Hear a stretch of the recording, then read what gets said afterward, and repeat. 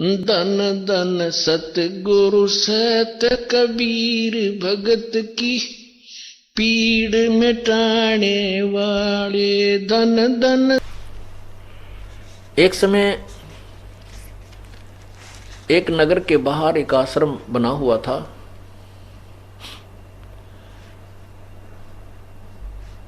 और उस आश्रम में एक संत आता था।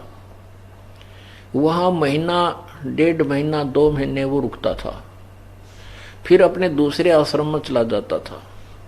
जब वो संत उस ग्राम के आश्रम में आता था जो गांव से थोड़ी सी दूरी पर था, जैसे ये बरवाला से सतलोक आश्रम इतनी दूरी पर वो था, वहां बहुत से भगतजन उनके शिष्य थे।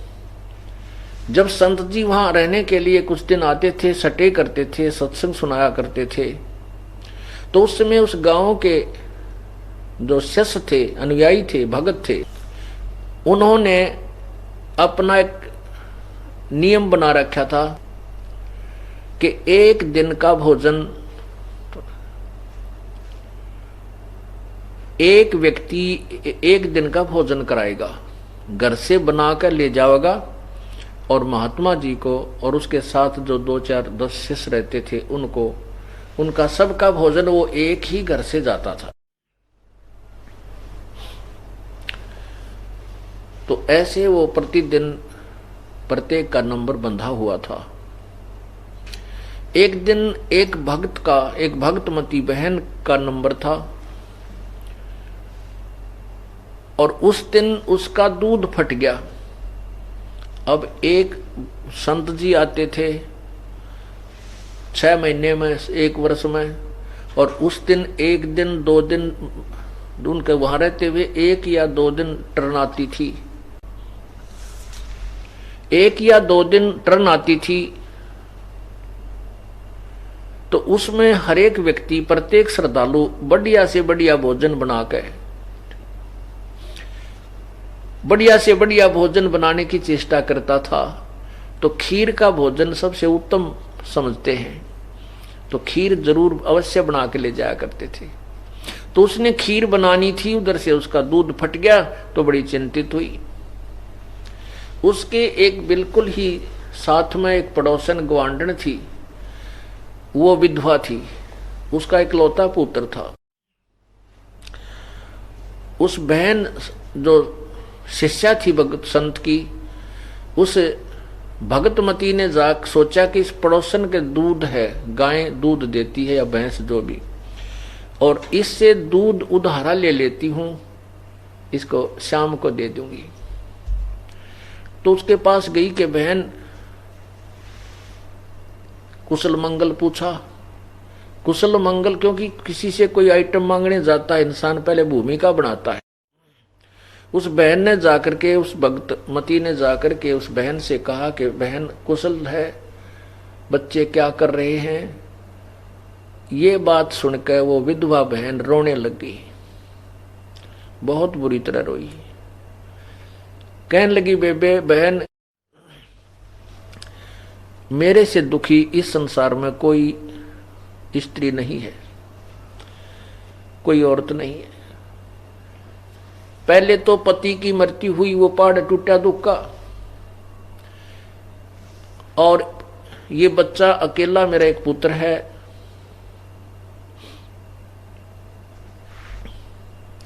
तो मैंने ये सोचा था कि बच्चा भगवान ने एक बालक दे रखा है, इसको पाल पोस कर बड़ा कर दूंगी। इस उद्देश्य से मैंने दूसरी शादी भी नहीं कराई, और ना ही किसी कर्तव्य में मैं पीछे रही, यानी बच्चे को बहुत पिता वाला प्यार भी दिया मैंने। इसने जो भी मेरे से मांगा वो वस्तु जितनी संभव थी मैं इसको देती रही, और ये भी इसके कारण ये बिगड़ गया, जवान हो गया, अब घर से बाहर चला जाता है, मेरी एक बात नहीं मानता, ना बताइए रात ने किस टाइम आके पड़ा है, और क्यों कहती हूँ तो जवान बेटा है, डर लगे कदे ऊक चूक ना कर जा, उल्टा बोलता है, कति कहे कि नहीं मानता, आज्ञा का पालन नहीं करता। सारी रात उसके दरवाजे की तरफ देखती रहती हूँ, भगवान कोई ऊक चूक ना हो जा। और ये निकम्मा शराब पीने लग गया। न्यू कह के वह बहुत रोई। उस सत्संग में जाने वाली बहन ने कहा कि बहन तू एक बात मान मेरी, हमारे साथ सत्संग में चला कर, यूं तो तू रो रो कर मर लेगी, यहाँ सारा दिन यह बात तेरे मन में घूमती रहती है, आप मेरे साथ सत्संग में चला करें। वहां जाने से संत के आशीर्वाद से और वहां भक्तों से मिलेगी, बहन बेटियों से मिलेगी, तेरा मन कुछ परिवर्तन आएगा। तो वो लड़की कहती है कि वो लड़की विधवा थी, वो कहने लगी बहन मैं नहीं जा सकती तुम्हारे साथ, क्योंकि तुम्हारे सिर पे धनी है, तुम्हारे पति जीवित हैं, तुम्हें दुनिया कुछ नहीं कहेगी, और मेरे पति है नहीं, और मैं आगे सत्संग में जाने लगी क्योंकि तुम रात्रि में भी जाते हो, तो जनता ना बने के जाने के मुंह बनावेगी, मेरा तो जीना आराम कर देंगी। तब उस बहन ने काफी समझाई कि वे देख मीराबाई थी, मीराबाई का पति मर गया था, फिर भी वो मंदिर में जाने से, अपनी पूजा से और मंदिर में जाने से रोकी नहीं। और यदि मीराबाई समाज ने देख के भक्ति ना करती तो आज ना जाने की कुतिया बनी फिर वो समाज से संघर्ष करके परमात्मा के मार्ग पर लगी रही, तो परमात्मा ने उसका सहयोग दिया। इसी प्रकार जो भक्त ईश्वर के मार्ग पर संघर्ष करता है उसके साथ भगवान रहेगा, अगर सच्चे दिल तो उसकी तरफ है, उसको बाधा नहीं आने देगा। ठीक है, थोड़ा बहुत संघर्ष जरूर हो जाता है। और कहा बहन अगर तेरे घर में कोई उकचूक होगी, तेरे बेटे की उकचूक होगी, ये समाज कुछ नहीं देगा तुझे। अगर तू अपने बच्चे की भी रक्षा चाहती है, तेरे यहाँ रोने धोने से कुछ नहीं होगा, संत शरण में चल। और प्रभु की कृपा से कहते हैं संत शरण में आने से आई टले बला, और जय मस्तक में सूड़ी होगा काटे में टल जा। तब तो मैंने बोली ना बेबे मेरे बस की बात नहीं, मैं नहीं कर सकती, तेरा शुक्रिया करती हूँ आपका जो मुझे शिक्षा दे रही है, बाकी मैं नहीं जा सकती। उस बहन ने कहा बहन मैं तेरे पास एक काम आई थी। तो वो बेटी जो विधवा थी वो कहने लगी बोल बेबे बहन क्या काम है, मैं क्या काम आ सकूं हूँ कि आज ऐसे ऐसे मैंने गुरुदेव का भंडारा देना था और मेरा दूध फट गया, मुझे दूध उधारा दे दे, तेरा सवेरा दे दूंगी जितना ले जाऊंगी। अब उस बहन ने दूध निकाल के और खुट्टी का टांग रखा था पूरा का पूरा। उस लड़की ने आप देखा ना ताब देखा, न्यू का न्यू उठा कर वो दूध बाल्टी का सारा उसके पात्र में डाल दिया जो वो लेकर गई थी। तो वो बहन जो सत्संग में जाती थी उसने कहा कि बहन कुछ तो रख ले, कुछ तो रख ले, तू सारा डाल दिया।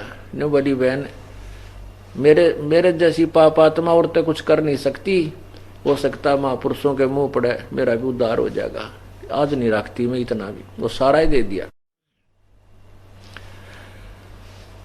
अब वो बहन जो सत्संग में जाती थी वो सोचने पर विवश होगी कि अगर मेरे भी कोई मांगने आ जा दूध, सारा तो मैं भी कोई दूं,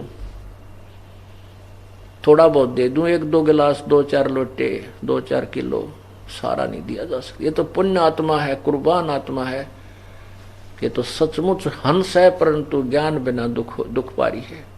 यह सोचती सोचती वह सत्संग में आएगी, सतगुरु के पास, वह संतों के पास चलेगी। क्योंकि परमात्मा कबीर जी जब आते हैं अपनी आत्माओं को कुछ भक्ति मार्ग पर लगाए रखने के लिए, वो ऐसे गुप्त आते हैं।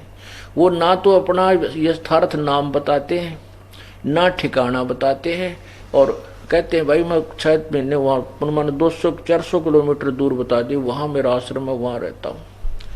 फिर 500 और किलोमीटर दूर बताते, फिर वहाँ रहता हूँ। वह कौन जा, पहले पुराने समय में कोई कन्वेंस साधन थे, कोई ना कोई ऐसा टेलीफोन सिस्टम था, पूछ पाछ लें कितके रहे संत।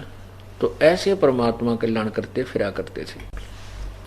तो वो बहन जो सत्संग में जाती थी जिसका दूध फट गया था, वो बहुत विचार करती करती और संत का वो भोजन बना के लेगी, और मन में न्यू रख जाए वो बहन सत्संग में आ जाए तो उसका तो उद्धार होया पड़ा है। घनी अच्छी आत्मा है, बहुत पुण्य आत्मा है। अब पुण्यात्माओं, ऐसे पुण्य शुरू होता है। अब बहाना बना, उस पुण्यात्मा का भोजन परमात्मा तक पहुंचा, उसका अन्न यानी उसका दूध भगवान को भोग लगा, संत भक्तात्माओं ने भी खाया, उससे उसका पुण्य कर्म जुड़ गया परमात्मा से, उसका लिंक रस्सा बंध गया उसके गले में माले काला। उस ऐसे धीरे धीरे उस बहन ने सोचा, प्रेरणा दी परमात्मा ने, उस सत्संग में जाने वाली बहन ने सोचा कि आज इस बहन के पास फिर चलती हूं, वहां जावे 1 घंटा बैठ के मालिक की चर्चा सुनावे। धीरे धीरे 2-3 दिन के बाद उस बहन का मन परिवर्तन हो गया, जो विधवा थी। तो उसने एक दिन स्वीकृति देती, बहन मुझे भी ले चल एक दिन सत्संग में। तो वो बहन उसको लेकर के सत्संग में गई, परमात्मा के वचन सुने, उसने तो नाम ले लिया, उपदेश ले लिया। अब उपदेश ले लिया तो फिर उसने कहा कि बहन एक दिन मैं भी भंडारा करना चाहती हूं, गुरुदेव का भोजन देना चाहती हूं, मेरा भी नंबर लगवा दे। अब वो नंबर उनके सबके फिक्स हो रहे थे और कोई देने को तैयार नहीं अपना नंबर। ना भाई, मैं मुश्किल से 2 महीने में नंबर आया है और मैं नहीं दे सकती, हम नहीं दे सकते, हम भोजन करावांगे।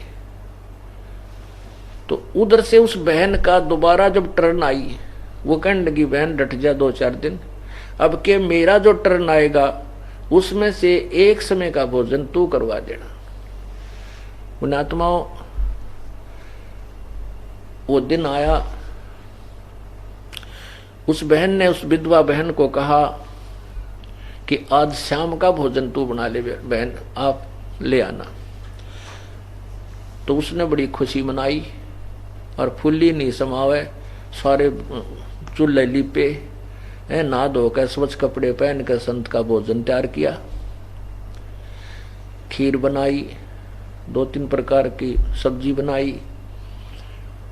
अब क्या हुआ, उसका इतना तेज बुखार हो गया कि उसकी हिम्मत नहीं रही 10 कदम भी चालन की, लड़की की। अब वो लड़की अपनी बदकिस्मत को, दुर्भाग्य को कोस रही है, हे भगवान मैं कितनी दुष्ट आत्मा हूं, हाथ पैर जोड़ के तो मैंने टर्न ली भगवान के भंडारे की, और आज यदि मैं ये भंडारा नहीं लेकर गई, वहां संत का भोजन नहीं पहुंचा सकी, तो आगे मुझे कोई भी अपनी ये टर्न नहीं मिलेगी, मुझे सौभाग्य नहीं प्राप्त होगा भविष्य में संत के भोजन कराने का। क्योंकि सत्संगी भाई बहन कहेंगे कि तो बेबे हम भी गुरुजी भूखे रख दिए तने हैं और समय पर भोजन नहीं पहुंचा सकी, आगे तुझे टर्न नहीं मिलेगी। वो आप पर सोच रही है कैसा होगा, और कति हिम्मत नहीं, 10 कदम नहीं चल सकती, इतना तेज बुखार हो गया। और उसको ये मालूम था कि मेरा बेटा, पहली बात तो वो आवे को ना 12 बजे तो पहले, और आ गया तो वो क्या नहीं मानता। अब क्या होता है,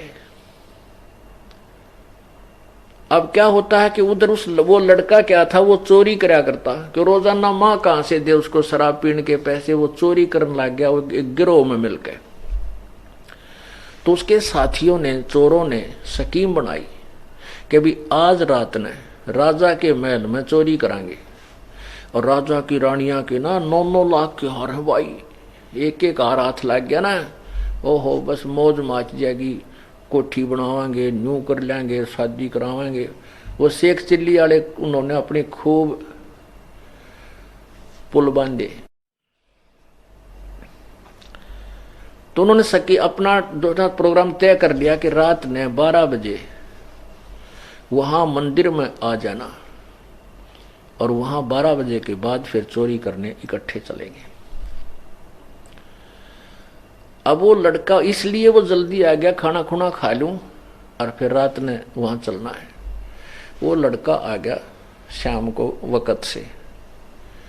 उसकी माँ ने कहा बेटा एक काम करे, आज तो मेरा सारी कहानी बताई कि मैंने ऐसे ऐसे गुरुजी के भोजन का आज नंबर ले रखा है और आज मेरा बुखार हो गया बेटा देख। उस लड़के ने हाथ पकड़ कर देखा, माँ का बुखार बहुत तेज। कहा माता जी, माँ आपका तो बहुत तेज बुखार है, सचमुच आप तो आग की तवे की तरह गर्म हो। आप विश्राम कर लो। उसकी माताजी ने कहा ठीक से बेटा मैं विश्राम कर लूंगी, पर तू एक मेरा काम कर दे। आज मैंने गुरुदेव का भंडारे यानी भोजन के लिए समय मांग रखा है, यह भोजन तैयार कर दिया। पुत्र मैं जा नहीं सकती, मेरा चला नहीं जाता, आप ये भोजन उस आश्रम में दिया पहुंचा दो। अब वो लड़के ने सोचा 7 बज गए, 7 शाम के 7:30 बज रहे, गर्मियों के दिन थे, 7:30 8, और जाऊंगा वहां मन मानो 1 घंटा लग गए, 2 घंटे लग जा, और कहीं ऐसा ना हो कि मैं उस चोरी वाले गिरोह में, चोरी वाले जो रात्रि के प्रोग्राम थे जो है ना, वंचित ना रह जाऊं। इस बात से वो कहने लगा मैं ना जाता। उसकी माँ बोली बेटा आज मेरा यू काम कर दे, तेने जिंदगी में काम नहीं कहूंगी, आज मेरा यू कार्य कर दे बेटा, तेरे आगे हाथ जोड़ू मैं। पर वो ना माना नाड़ी ने, बोले ना मैं ना जाता। और उसको उल्टा माँ को कहता है कि माँ तुम वहां मत जाया कर सत्संग में, दुनिया भर ना के कह तेरे बारे में मैंने बहुत ऊंची नीची सुननी पड़ती है। वो दुष्ट आत्मा स्वयं चोरी करे, दारू पी, और माँ ने जो सत्संग में जाओ उसको लाना दे, तो वह माँ बहुत बुरी तरह रोने लगेगी। ये भगवान इस जीवन का अभी सोचा था कि शायद ये जीवन अब सफल होने की तरफ चल रहा है, मालिक कि मैं इतनी निर्भाग औरत हूं, आज के बाद मेरा सत्संग में जाना भी नहीं बनेगा, क्योंकि मैं के मुंह दिखाऊंगी वहां जाकर के, कैसे जा सकूंगी। ऐसे सोचकर बहुत बुरी तरह रोने लगी। तो लड़के ने फिर दया आ गई कि माँ तो बहुत बुरी तरह रो रही है, हिसाब लाया जल्दी जल्दी जाकर दे आऊंगा, 2 घंटे लग जाएंगे, गणे गणे 8 बजे हैं, 10 बजे तक आ लूंगा। तो कहने लगा ला माँ दे, क्यों रोए है, मत रो, मैं पहुंचा देता हूँ आपका ये भोजन। उन्हें बांध कर दर रखा था, वो पकड़ा लिया, अगले बेटा तेरा बुलाओ ले जाए इसने। तो वो संत के वहां आश्रम में पहुंचा, और उससे पहले वो बहन जाती थी ना, गुरुजी का आगे का प्रार्थना करा करती है, हे गुरुदेव, हे महाराज जी, मेरे बेटे ने शरण में ले लो। सो संत कहा करते, गुरुजी परमात्मा कहते थे बेटा आप लगी रहो, आपके लगे रहने से जो पुण्य प्रवेश होंगे आपके घर में, बच्चे की बुद्धि भी भगवान बदल देगा। तो वह लड़की इसी उद्देश्य से बार बार प्रार्थना करती थी, प्रतिदिन एक ही रट ला रखी थी। अब उस दिन देखा कि वो ही लड़का उसी बहन का, रामो का, रोटी खाना लेकर आया है। तो वहां सेवा करदार और बहन बेटी जो जाते थे भक्त, उन्होंने गुरुदेव से कहा गुरुजी आज तो वो रामो वाला लड़का आ गया, आपने बड़ी दया करी। हे परमात्मा, बेचारी बहुत दुखी थी, गढ़ा निकम्मा बालक था, बिगड़ रहा था, कति शराब पीवे और माँ का क्या नहीं मानना था, आज तो आपकी रजा होगी, ये आपका भोजन लेकर आया है। तो महात्मा ने सोचा वे भगवान तले सुनता ही है कभी ना कभी, जो सच्चे दिल से पुकार करता है। अब उन्होंने पूछा भाई महाराज जी कहाँ हैं? वो भगत कहने लगे भाई बैठ जा, स्नान करने गए हुए हैं, अब स्नान करके आवेंगे फिर भोजन करेंगे। अब संत जी स्नान करके आए, आसन पर बैठ गए, वो जहाँ भोजन करते थे। तो वो लड़का भी बोला ले महाराज जी भोजन खा ले। उस जो भगत थे उन्होंने उस लेकर उस लड़के से थाली में मालिक संत के सामने परोस दिया। संत जी ने सोचा वह बेटी बहुत दुखी है, इस बच्चे ते थोड़ी सी देर इस बालक ने समझा दूं, इसको कुछ ज्ञान दे दूं, बस ये तो रुकेगा नहीं, क्योंकि इसकी जल्दी जाने की नीयत है। तो संत जी भोजन आगे रखा हुआ है और उसको उपदेश देने लगते हैं, बेटा माता पिता की आज्ञा का पालन करना चाहिए, और ऐसी माँ नहीं मिलेगी जो बच्चे को भगत बनावे। और बेटा शराब पीना बहुत पाप है, शराब में ये अवगुण होते हैं, ऐसा होता है, भगवान की भक्ति ना करने से इतने कष्ट आते हैं। वो लड़का कहता बाबा जी रोटी खा ले जल्दी, मैं तेरा प्रवचन सुनना आया, मैं तो मेरी माँ दुखी हो रही थी इसलिए तेरा ये टिकड़े लेकर आया हूँ, खा ले जल्दी, मैंने बर्तन दे और जाऊं। वो इतना अनाड़ी था। तो वो संत जी मन मन में सोचते हैं, भाई वाली बेटी ठीक करो, वही तो कति दुष्ट आत्मा है, इसका तो 1% भी ना शर्म ना लिहाज, बड़े छोटे की भी कोई ना। तो संत जी अपना रोटी खान लागे के माथा मारो डांगर गेला। तो उसने संत जी ने खाना खा लिया। खाना खाने के बाद कहने लगे, भाई बर्तन साफ कर दो और इस बच्चे ने दे दो, वो जो दूसरे सेवक वहां रहते थे। वो लड़का बोला, उसने सोची ये आध घंटा धोआ दाई करेंगे, न्यू बोला ला मेरे न्यू के न्यू पकड़ा, मनवार हो से देर होती है। वो यूं के यूं उठा के जूठे साचे बर्तन बांध कर बस स्पीड चल पड़ा। क्यों, उसने तो रात के 12 बजे दिखे थे, वह रानिया के हार दिखे थे नालायक ने। तो वो बहुत जल्दी जल्दी चला आ रहा था। रास्ते में उसके पैर में कांटा लग गया, अच्छी लंबी बबूल की का कांटा, यानी वो सूल चल गई पैर के अंदर, घुस गई, पूरी टूट गई अंदर। अब इतना दरपीड़ा होने लगी उसके कि एक पैर से वो लंग करने लग गया और धीरे धीरे पैर टेकता हुआ एक पैर का एक हिस्सा लंग करने वाले पैर का किता किता टेक के वो चल रहा है। जब वो माँ अपने घर पर पहुंचा तो वो बर्तन जाकर पटक कर मारे और माँ को खरी खोटी सुनाने लगा। वो नालायक कहने लगा कि आज गया था तेरे सत्संग में, बना कर दी बात, गुरुजी ऐसे कर देते हैं, भगवान के दरबार में जानते न्यू हो जाए, ठीक हो जाए, फलान हो जाए, ये सब बकवाद है। और आज मेरे पैर में कांटा लग गया, वहां गया था, आज पाछा मुंह भी ना करूं तेरे सत्संग का ना, चाहे भूखा मरो तेरा गुरुजी है। आज मेरा पैर में कांटा लग गया, मेरा चला भी ना जाता। तो वह माई ने सोचा, ये भगवान देख किसे दुर्भाग्य मेरा, हे परमात्मा इसका यू कांटा भी आज लगना था। ईसा ने को महाना मन जान देना आप जाओ आज के बाद। देखिया के हुई मेरी माड़ी किस्मत ने, अपनी किस्मत ने रो रही है कि भगवान यू के बनी, हे परमात्मा इसका यू कांटा लग गया, यू तो घना निकम्मा बालक से। तो उसने फिर उठी बेचारी ने, पहले जैसा भी देसी ट्रीटमेंट घर में हुआ करता, तेल पानी का फोहा सा बनाकर उसका बांध दिया कि बेटा सुबेरा कांटा निकलवा दूंगी। अब दोनों माँ बेटा वो जा नहीं सका चोरी करने के लिए कि उस पर चला जाना, भाग्या जाना, वो नहीं जा सका और सारी रात इधर उधर बकवाद करता रहा, माँ ने खरी खोटी सुनाता रहा। क्यों, उसको तो वो माया दिखा थी चोरी वाली। उधर से उसके साथियों ने 12-1 बजे तक इंतजार करी, वो तो नहीं आया, चलो हम चलते चोरी करने। वो चोरी करने चले गए, राजा के महल में घुसने की चेष्टा करने लगे। तो वहां सिपाहियों ने उनको पकड़ लिया, अरेस्ट कर लिया और सुबह राजा के दरबार में पेश किया। मंत्रियों ने कहा कि राजन ये इतने खूंखार व्यक्ति हैं, इतने खूंखार डाकू हैं, चोर हैं, जब राजा के महल में चोरी करने का डेयर कर सकते हैं, हौसला कर सकते हैं, जनसाधारण को ये नहीं बख्शेंगे, इनको कठिन से कठिन सजा दी जाए।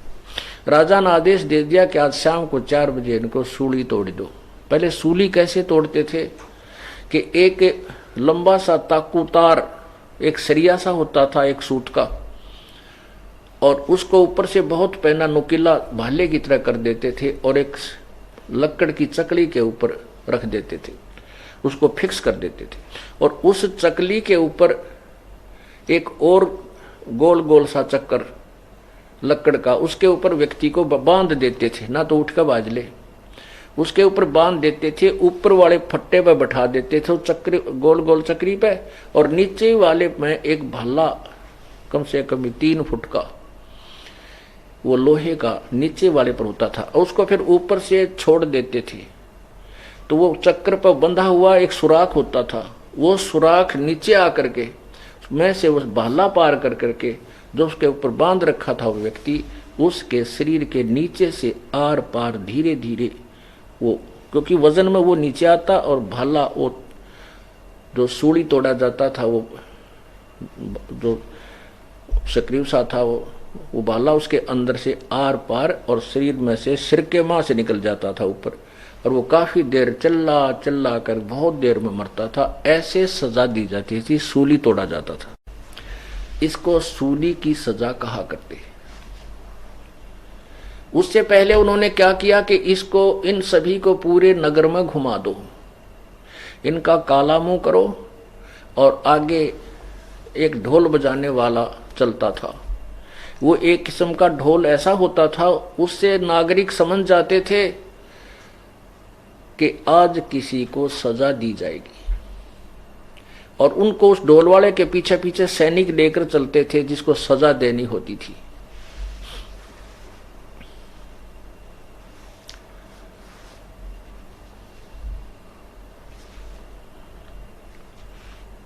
तो वो गांव नगर में एक चारों तरफ गली गलियों में घुमाते थे। तो उन 4-5 जो उनके साथी थे उस लड़के के, उनको सजा दे देगी, 4 बजे सूली तोड़ा जाएगा और अब इनको सब ग्राम में घुमा लो। तो सुबह सुबह 8-9 बजे 10 बजे सी उनको पूरे नगर में का गुमान लग रहे, वो ढोल बाजता हुआ चल रहा है। तो उस समय सभी ग्रामीण अपने अपने घरों से बाहर निकल कर देखा करते आज किसको क्या सजा मिलेगी, कौन है जिसको आज सूली की सजा मिलेगी। तो उसकी मां ने सुबेरा उस लड़का जो उन चोरों का साथी था, उस विधवा बहन का पुत्र था जिसको कांटा लग गया था, तो मां ने सुबेरे उठकर वो कांटा निकाल दिया। उसके बाद जब वो ढोल बजता हुआ आया, दोनों मां बेटा घर से बाहर निकलकर गली में खड़े हो गए। जब वो गली में से निकले, उसके साथी उस लड़के ने पहचान लिए। वो पुलिस वाले उनका डंडे मारे और कहें आवाज लगाओ। वो क्या कहते, हम चोर हैं। क्या बोल रहे हैं, हम चोर हैं, हम चोरी करते हैं, हम पापी हैं। आज रात्रि में हम राजा के चोरी करने गए थे, उसके प्रतिफल में आज 4 बजे सूली तोड़ा जाएगा। कोई सुनता हो तो कोई भी चोरी ना करियो, कोई पाप ना करियो। नो करते हुए जा रहे हैं और पुलिस वाले उनका डंडे मारते हुए चल रहे। जब उस लड़के ने देखा कि तो मेरे वाले साथी हैं और वो आगे को चले गए, वो तो कहते कहते। अब मां अपने अंदर आकर काम लागी। अब वो लड़का बहुत सतब्ध रह गया। वो तेरा गजब हुई, आज तो तू भी सूली टूट जाता, आज तेरी मृत्यु थी। यदि तू ये तेरा कांटा ना लगता तो आज तेरी भी मृत्यु थी। अब पुण्यात्माओं, जब तक मृत्यु ना दिखती ना, इतने ये इंसान बकवाद बहुत करे, और जब मौत दिखाई दे इसका कति पसीने छूट जाते हैं, कोई भी चाहे राष्ट्रपति क्यों ना हो। तो उसने सोचा, उस समय इसका सारी बात याद आई, तो अंदर आके अपनी मां से बोला, मां रोने लग गया बुरी तरह। क्या हो गया बेटा? अपनी मां के सीने से चिपट गया और रोए रोए। उसकी मां बोली, बेटा क्यों रोए है, अब तक कांटा भी निकलवा दिया तेरा, क्या पीड़ा है मेरे चांद बताइए। ने बोला, मां बुलाओ तेरे गुरुजी का और बुलाओ तेरे सत्संग का, उसका भोजन लेकर गया तेरे संत का, और मुझे अगर कल कांटा ना लगता, ए मां तेरा बेटा नहीं था, तेरा बेटा आज सूली टूट जाता। हे मां तू किसके सहारे रहती। मतलब उस समय इतनी मार्मिक बातें कह रहा हुआ, मां भी रोने लगी। अग बेटा, मेरा बेटा क्यों सूली टूटे, सूली टूटे वो चोर जो चोरी करते हैं, मेरा बेटा चोर थोड़ा ही है। उन्होंने बोला, मां हाँ तेरा बेटा चोर भी हो गया था, मां मैं इनके साथ जाना था और इसी कारण से मैं आपके संत की रोटी नहीं देने जाऊं था, कहीं मैं पीछे ना रह जा। और जय कल मेरा सूली या सूल ना लगती, कांटा नहीं लगता, मां तेरा बेटा नहीं था। तब वो मां ने करी, नकम्मे चल शराब तो तू पिया करता, अरे दुष्ट तो चोरी भी करने लग गया था। हक मां कति गिर गया था मैं, और कान पकड़ता हूं दोनों, आज के बाद कोई बुराई नहीं करूंगा और अपनी मां के साथ सत्संग में जाया करूंगा। बोलो सतगुरुदेव। तो परमात्मा कहते हैं, बंदी छोड़ अपनी महिमा। आप बताते हैं कि संत शरण में आने से आई टले बला, और जय मस्तक में सूड़ी होगा काटे में टल जा। बोलो सतगुरुदेव। सत सही।